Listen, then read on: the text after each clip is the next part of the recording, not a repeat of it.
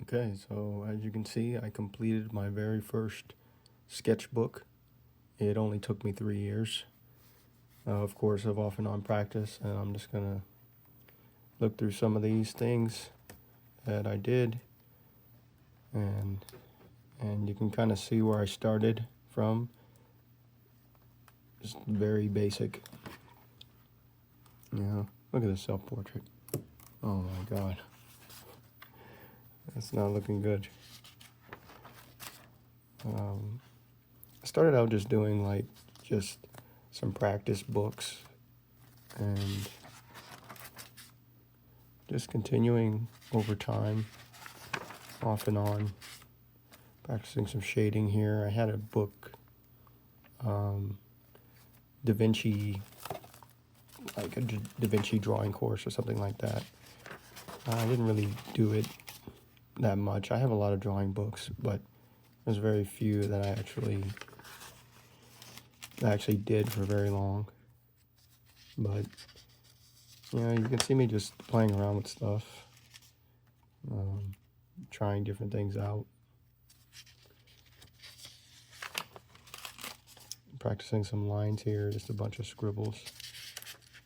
And I remember I used to think, oh, this is my wife's niece. She drew some pictures with me.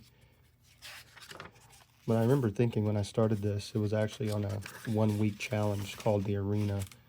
And it was like to pick a skill that you wanted to improve or something you wanted to try. And I decided to try drawing because at the time, outside of school classes, I had never really done much. So I think I had a book or something, and then I just started going with the books. And I kept stopping because it's hard in the beginning. It's not fun to practice something that you suck at. I mean, as you can see, some of these drawings are pretty amateur, or very amateurish. But just like anything, writing, whatever, you get better the more you do it.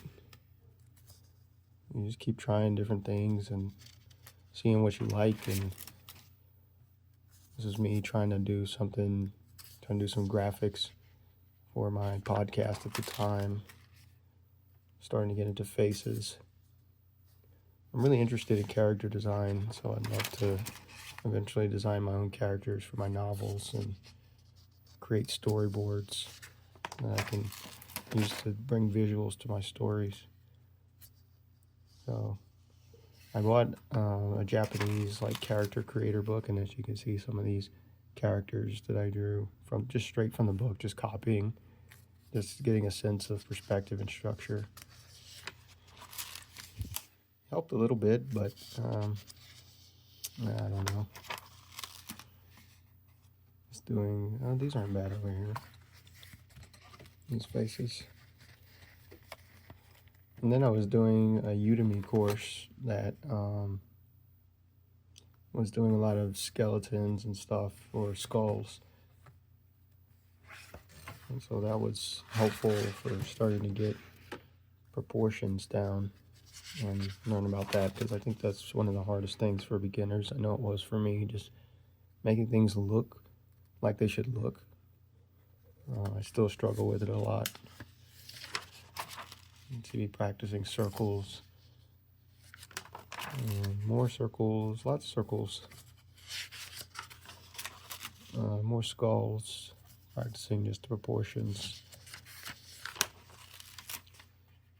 Here's a clock.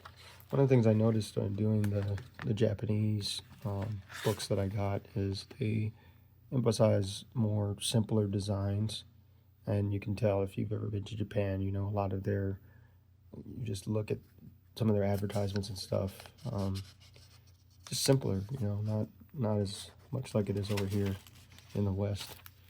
So they teach you those techniques. They're fun, but I'm not so interested in the anime style. At least I don't want to be doing that exclusively. So it's good to just get other resources to try. But drawing, it just takes time, you know, it just takes time. I think I'm going backwards now because I'm on the other side. But the more you do it, you know, just sit down and, you know, don't draw that much. Maybe like 30 minutes a day. This past month, I've been doing a lot more. Oh, these carrots, I was proud of these. My wife's niece colored these in. But yeah, I drew these from a Japanese book. They look pretty realistic. Like you just kind of grab them off the the page. Probably one of my best drawings. And then I did some of these shells, trying to get a little bit better. You know, the skull. The skull's everywhere. Yeah, because that class I was doing was a lot of skulls. I was trying to get a concept for a book cover here. So that came that. The robust squirrel. And more skeletons. And then a shell right here. You can see this upside down broccoli, some croissant, some sweet thing.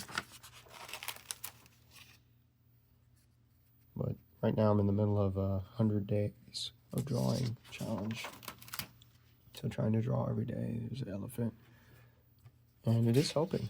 I find myself not dreading it less, like my drawing time. I used to be like, oh shit, I have to draw.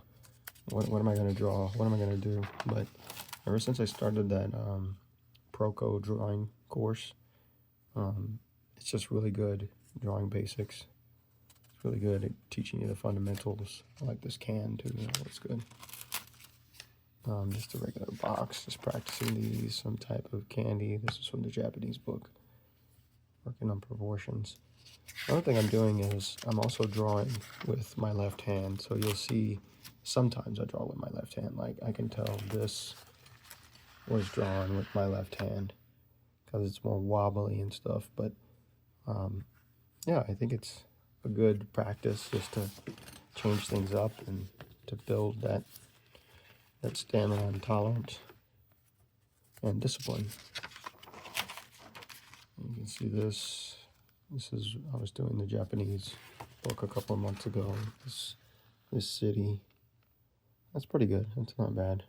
It's also with my left hand. I can tell because the towers look like they've been squeezed. But yeah, so goal is to be able to draw storyboards, like I said. So practicing characters and perspective and buildings. And this is another concept here. This was probably peak skeleton era right here.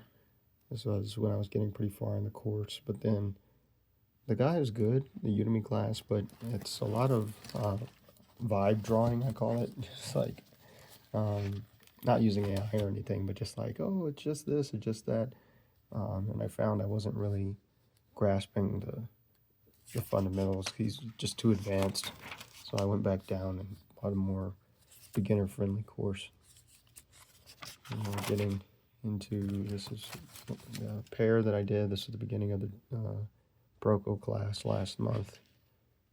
I was really doing some color over here with this Chase Well. This was for a poem that I wrote last month. So I was just experimenting with some color. So the first attempt at the pear, and then the second attempt at the pear right here. This was the first project in the class earlier this month, and then this portrait was just me basically following the video, but damn, I think it turned out pretty good. It's the first time I've ever done that type of a project, so. And this mushroom, just like a lips exercise. And then these are, I just did these earlier this week, boots, some snail, call it crazy camel, because the camel was really nice until I tried the eye. I don't know what the fuck happened there. The eyes and the mouth look like it looks sick. It's not good. The skeleton, at least you can tell what things are, and that's a huge advancement for me. And then I drew this classroom that I was in earlier this week, this computer class. You can see the proportions are fucked up, but I mean, it's and then it looks like this chair is floating or something. I don't know what's going on there. The desk is looking like it's from another dimension, a little warped, but it's okay. And then here's the one I just finished this morning. There's more I could have done, but the exercise is really just to form the shapes and make sure you can get it looking like this is the guy that I got. This was my model, this dude.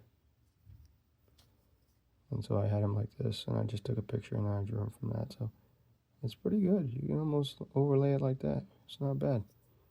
Okay, so that's the sketchbook. And if you're, like I said, I was brand new. Like, this is when I started almost 3 years ago. So if you've always wanted to draw, then you should just try it. I mean, it's not easy if you haven't done it, just like anything else. But yeah, it was really AI images that got me to drawing, because I just saw how similar generations were, and I was like, I want to find my own style of drawing. I don't want to use AI images. So I just started doing my own thing. So hope you enjoyed this little video, and hope it inspires you to do something cool with your time, and you might just develop a cool new skill. See you in the next one. Bye.